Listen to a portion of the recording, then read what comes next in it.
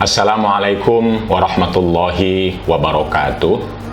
Bismillah, alhamdulillah, wassalatu wassalamu ala rasulillah wa ala alihi wa sahbihi wa mawalah wa ba'd. Teman-teman sahabat Mubadalah yang dirahmati Allah subhanahu wa ta'ala, sampailah kita ngaji buku Qiraah Mubadalah pada episode yang ke-17, yaitu pada halaman 231. Pada halaman ini kita akan membicarakan tentang esensi penciptaan manusia, laki-laki dan perempuan, bahwa dalam sumber-sumber Islam, Quran maupun hadis, penciptaan manusia adalah sama, laki-laki maupun perempuan.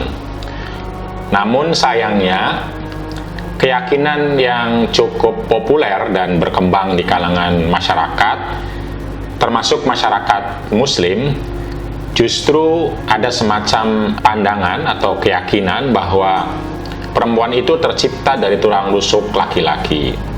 Disebutkan juga bahwa Siti Hawa alaihissalam, istri dari Nabi Adam, juga tercipta dari tulang rusuk Nabi Adam alaihissalam.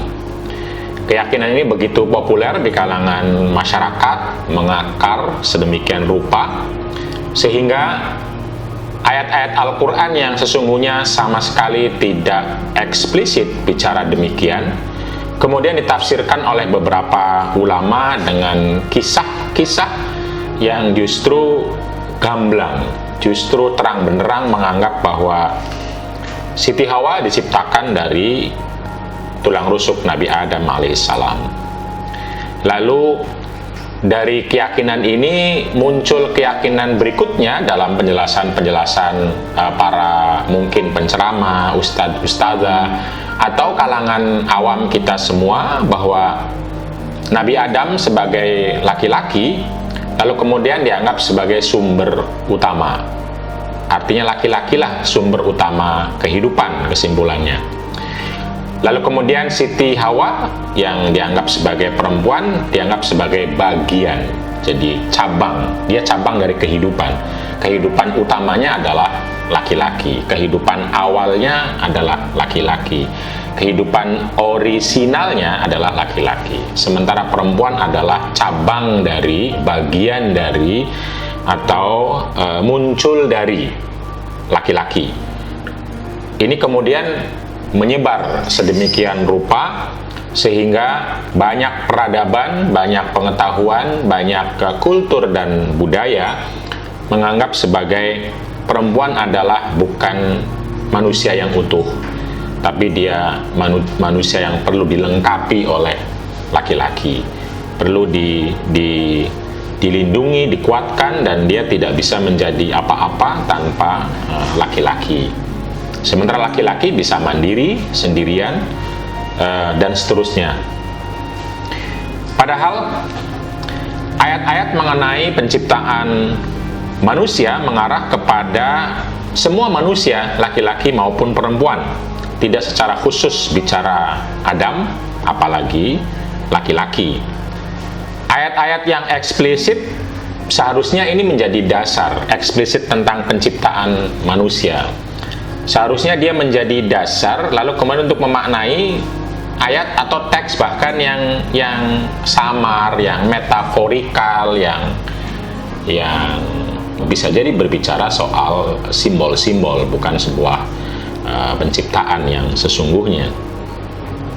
Karena jelas sekali ayat-ayat Al-Quran yang kita akan lihat, sebagaimana disampaikan oleh Kiai Haji Nasaruddin Umar, Imam Masjid Besar Istiqlal Jakarta pada saat ini, dalam bukunya Argumen Kesetaraan Gender Perspektif Al-Quran, terbitan Paramadina tahun 2001 yang saya rujuk. Beliau telah mengumpulkan dan menganalisis semua ayat-ayat tentang penciptaan, lalu kemudian dikelompokkannya menjadi tiga kelompok. Dalam pengelompokan dan pembagian ini ditegaskan bahwa ayat Al-Quran banyak sekali yang berbicara tentang penciptaan manusia, yang sama sekali tidak membedakan asal-usul penciptaan antara laki-laki dan perempuan.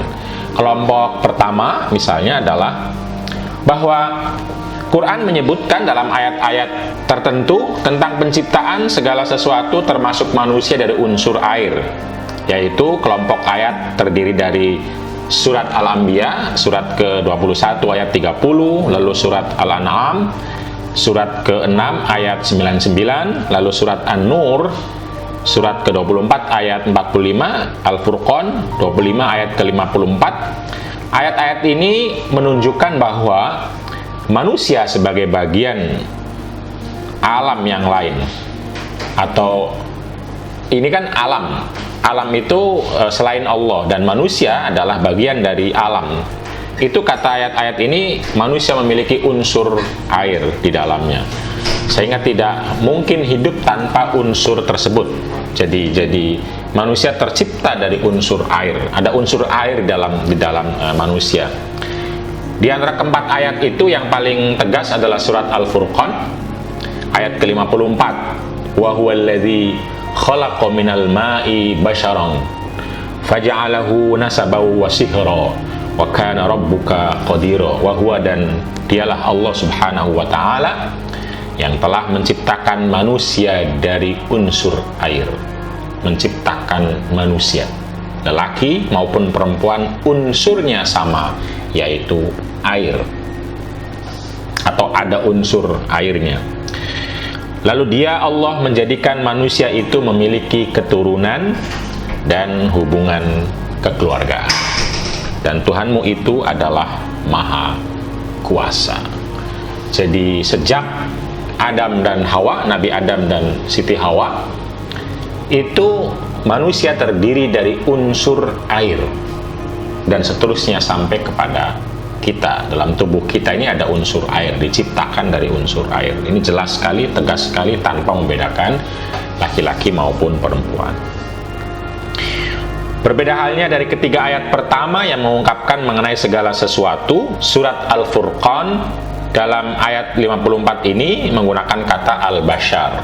Jadi kalau ayat sebelumnya atau yang kelompok pertama Al-Anbiya, Al-An'am, dan An-Nur itu dengan bahasa segala sesuatu. Tetapi surat Al-Furqan ini kata-katanya tegas al-bashar, yaitu manusia. Seluruh ulama tafsir lalu mengartikannya bahwa manusia itu mencakup laki-laki dan perempuan, dan ayat ini adalah ayat yang sangat tegas tentang kesamaan asal usul penciptaan manusia, laki-laki maupun perempuan, dari unsur yang mengandung air.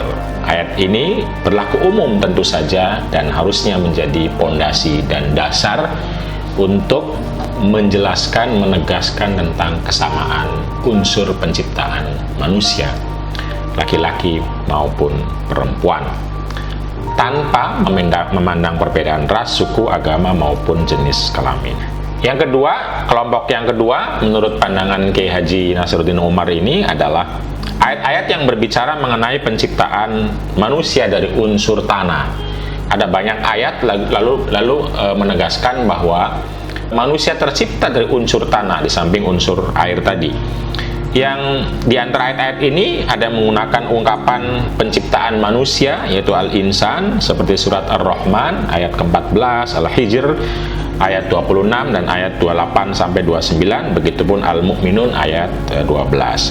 Ada yang mengungkapkan penciptaan kalian semua, atau kum, wa ja'alakum atau wa khalaqakum, dan kum tentu saja mukhatabnya dalam hal ini adalah manusia, seperti surat Nuh 17, Toha 55. Tapi juga ada dengan ungkapan mereka yang artinya juga sama, saya kira manusia, dalam surat As-Saffat ayat 11. Dari ketiga ungkapan ini yang paling tegas bahasa manusianya adalah ungkapan al-insan, yang juga berarti manusia. Kalau yang di atas atau surat Al-Furqan itu menggunakan kata al-bashar, maka dalam kelompok ini yang tegas menggunakan kata al-insan, artinya manusia, dan manusia adalah laki-laki dan perempuan.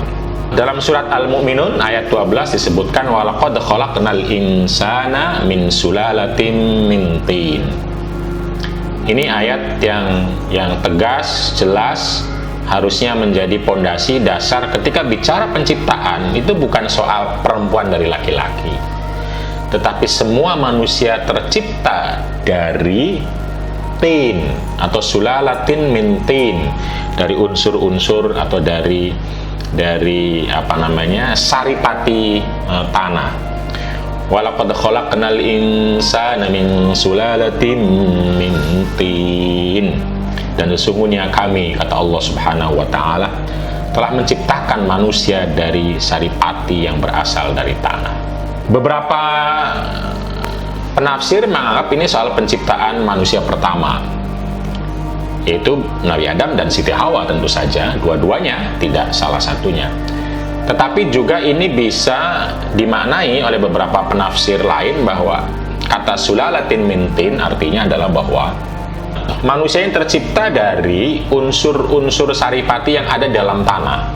Apa maksudnya? Makanan yang kita makan itu kan dari tanah awalnya, dari sesuatu yang ada di tanah atau di atas tanah itu yang kita makan, lalu menjadi air mani dan menjadi ovum kalau konteksnya perempuan, lalu bertemu menjadi embrio dan menjadilah manusia. Atau semua unsur yang ada di dalam tubuh kita ini ada padanannya dalam unsur-unsur tanah. Jadi unsur air dan unsur tanah ada melalui makanan, lalu menjadilah manusia. Kelompok-kelompok ayat tersebut tentu saja menegaskan bahwa penciptaan manusia itu sama dari unsur tanah dan unsur air, atau bisa dikatakan bahwa yang dikandung oleh manusia laki-laki itu ada unsur tanah dan unsur air, sehingga keduanya memiliki asal penciptaan yang sama. Ini harusnya eksplisit, tegas, muhkam, menjadi pondasi yang universal. Penciptaan manusia sama dari unsur air dan unsur tanah. Nah, ayat yang ketiga juga sama. Kelompok yang ketiga ini ayatnya banyak, sama kayak yang pertama sama yang kedua, menciptakan tentang reproduksi biologis manusia, mau laki-laki maupun perempuan. Ini dalam surat Al-Qiyamah, surat Al-Insan, surat As-Sajdah, surat Al-Mu'minun. Banyak sekali yang bercerita bahwa manusia ini tercipta dari reproduksi yang bertahap, mulai dari pertemuan air mani sama ovum, lalu menjadi segumpal darah, segumpal daging, dan seterusnya dan seterusnya. Jadi tidak ada perbedaan mengatakan laki-laki maupun perempuan, tetapi semua dipanggil atau semua disebutkan adalah penciptaan manusia. Misalnya dalam surat Al-Mu'minun ayat 12 sampai 14. Walaqad khalaqnal insana min sulalatin min tin, lanjutan dari ayat yang tadi ya. Summa ja'alnahu nutfatan fi qararin makin. Jadi manusia tercipta dari unsur-unsur yang awalnya ada di tanah, mungkin seperti yang saya bilang bisa diartikan sebagai makanan yang awalnya di tanah lalu dimakan dan menjadi saripati tanah itu.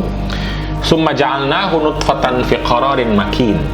Lalu kami jadikan dari saripati itu adalah air mani yang bertemu dengan ovum yang nempel di rahim. Fi qararin makin, yang nempel di rahim, dinding rahim dengan kokoh itu. Summa khalaqna nutfata 'alaqatan fa khalaqnal 'alaqata mudghatan. Kemudian dari pertemuan air mani sama ovum itu yang bertemu lalu menempel secara kuat di dinding rahim itu, dia menjadi sesuatu yang bertemu, yang berjodoh itu.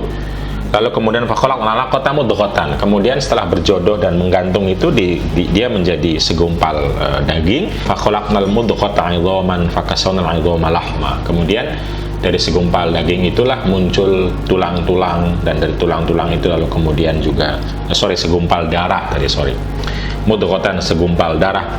Fa khalaqnal mudghata, dari segumpal yang kelihatan darah karena merah itu adalah kemudian ada tulang-tulang, lalu kemudian di antara tulang-tulang juga lalu muncul daging-daging, lalu kemudian jadilah ia sebuah ciptaan yang sama sekali berbeda dari yang awalnya sekedar air mani.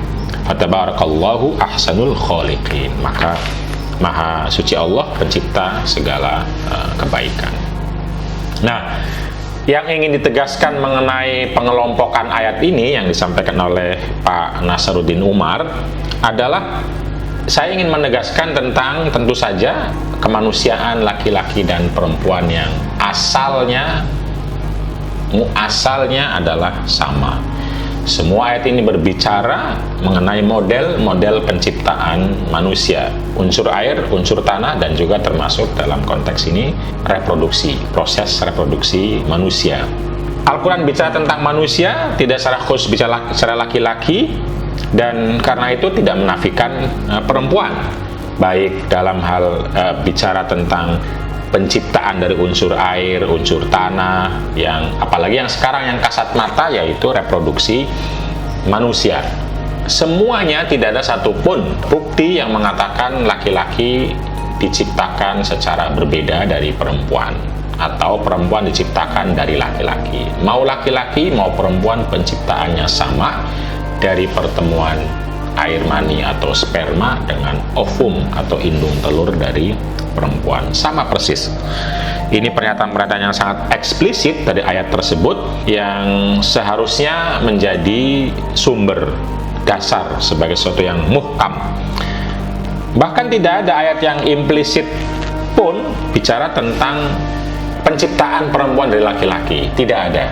Di Quran tidak ada sesuatu yang secara implisit bisa diartikan penciptaan perempuan dari laki-laki. Karena itu ini ayatnya banyak. Jika dihitung misalnya adalah di kelompok yang ketiga itu ada 1, 2, 3, 4 1, 2, 3, 4 ayat. Di kelompok yang kedua ada 1, 2, 3, 4, 5, 6 ayat. 6 sama 4, 10. Kelompok pertama 1, 2, 3, 4 ada 14 ayat minimal yang secara tegas dan jelas berbicara tentang penciptaan manusia, sehingga laki-laki dan perempuan adalah sama penciptaannya. Itu harusnya menjadi ayat yang qat'i, yang jelas maknanya, yang muhkam, yang tegas dan kokoh, sehingga ayat yang lain jika pun ada harusnya dirujuk kepada ayat ini karena dia banyak. Namun sayangnya ada satu ayat yang beberapa pihak, beberapa ulama atau beberapa penafsir itu mencoba mengutak-atik lalu menjelaskan bahwa perempuan diciptakan dari laki-laki. Padahal kalau ngelihat 14 ayat yang segitu banyaknya dan tegasnya itu mengatakan penciptaannya sama, harusnya ayat ini pun jangan diutak-atik ke sana, tapi dilarikan lagi kepada yang 14 ayat itu, jangan dibalik. Karena ini tidak, nanti kita lihat, kita baca ayatnya. Ayat ini tidak begitu eksplisit, bahkan tidak bicara laki perempuan, bahkan nggak ada kata laki, nggak ada kata perempuan dalam asal penciptaan ini. Tetapi lalu kemudian dimaknai oleh beberapa penafsir itu sebagai penciptaan perempuan dari laki-laki. Nah, ini problem pemaknaan, bukan problem Quran itu sendiri, bukan problem lafadz Quran itu sendiri. Mari kita cek ayatnya, yaitu dalam surat An-Nisa ayat yang pertama. Ya ayyuhan nasu, wahai manusia. Kalau sudah manusia, tentu laki-laki dan perempuan. Ittaqu rabbakum, bertakwalah kepada Tuhanmu, Tuhan kalian, laki-laki dan perempuan.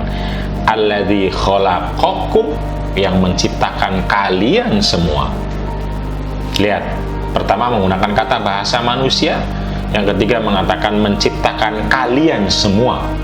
Ini berarti kan semuanya, laki maupun perempuan, semua manusia. Tidak ada berbicara laki-laki diciptakan dari, tidak, tapi kalian semua, laki-laki dan perempuan, diciptakan dari min nafsin wahidah, dari jiwa yang sama, esensi kemanusiaan yang sama. Nafas itu bisa spirit, bisa jiwa, dari spirit kemanusiaan yang sama. Jadi secara kemanusiaan adalah sama harusnya. Wa khalaqa minha zaujaha, dan begitupun pasangan dari jiwa ini, dari spirit ini, atau begitupun penciptaan pasangannya juga dari nafsin wahidah, dari jiwa yang sama ini. Wabassa minhuma, lalu kemudian disebarkan atau diciptakan lebih banyak lagi dari seseorang dan pasangannya adalah rijalan kasiron wa nisaa, laki-laki dalam jumlah banyak dan perempuan dalam jumlah banyak. Artinya lahir generasi-generasi berikutnya dari penciptaan manusia dan pasangannya itu. Nah, kata-kata min nafsin wahidah, secara bahasa kata-katanya adalah kata-kata perempuan, secara kata maksud saya. Nafsin wahidatin itu perempuan. Karena itu Quran menggunakan kata khalaqa minha, begitu pun diciptakan dari nafsin wahidah. Dari nafsin wahidah itu ada pasangannya, jadi ada nafsin wahidah, ada pasangannya. Dari sini lahir orang-orang. Bagaimana mengartikannya inilah. Nah, kemudian beberapa ulama mengartikannya, kalian diciptakan dari Adam, lalu datanglah Hawa. Allah tidak pernah bicara Adam, tidak pernah bicara Hawa. Allah hanya bicara nafsin wahidah, yang harusnya diartikan unsur yang sama untuk Adam maupun untuk Hawa, karena tidak bicara tentang Adam maupun Hawa secara eksplisit. Tetapi kemudian beberapa penafsir mengartikannya sebagai Adam dan Hawa, bahkan lebih jauh lagi mengatakan laki-laki awal lalu perempuan tercipta dari laki-laki. Jadi bukan lagi bicara Adam Hawa, sudah bicara laki-laki secara umum dan perempuan secara umum. Yang itu faktanya tidak ada di dunia ini. Tidak ada perempuan yang diciptakan dari laki-laki, tidak ada. Dicek aja sejarah kemanusiaan dimanapun, terutama sejarah medis dan kedokteran. Tetapi dengan ayat yang tidak jelas ini, kita bikin cerita, kita bikin narasi yang jadi keyakinan begitu kuat sekali, padahal ayatnya tidak ada. Jadi ayatnya bicara min nafsin khalaqakum, menciptakan kalian semua. Min nafsin wahidah, harusnya adalah dari diri, dari jiwa, dari spirit yang sama, yang satu, dari penciptaan manusia itu. Itulah kira-kira ayat yang kemudian yang sesungguhnya implisit, lalu kemudian dijadikan dasar secara eksplisit untuk mengatakan penciptaan perempuan secara umum menjadi bagian dari laki-laki. Saya kira ini perlu penjelasan lebih lanjut tentang ayat ini, dikupas, dibahas dengan perspektif mubadalah, terutama merujukannya kepada ayat-ayat yang sebelumnya saya sebutkan. Baik kelompok pertama, ayat yang bicara tentang unsur air, kelompok kedua, ayat yang bicara tentang unsur tanah, maupun kelompok ketiga tentang reproduksi manusia yang harusnya menjadi pondasi untuk memaknai ayat ini. Sehingga ayat ini menjadi satu kesatuan dengan ayat tadi. Dia tidak memisah sendirian lalu malah bertentangan. Tidak, ini yang disebut dengan yubtilu ba'duha ba'don, akhirnya membatalkan satu kepada yang lain. Harusnya Quran itu satu sama lain adalah saling menguatkan dan dipahami secara utuh. Nah, pada pertemuan berikutnya nanti kita akan bahas ayat ini lebih detail, lebih dalam, lebih lanjut, kita maknai sebagai bagian yang sama dari ketiga kelompok ayat tersebut yang sudah saya sebutkan. Terima kasih, kita akan ketemu lagi pada episode yang ke-18. Wassalamualaikum warahmatullahi wabarakatuh.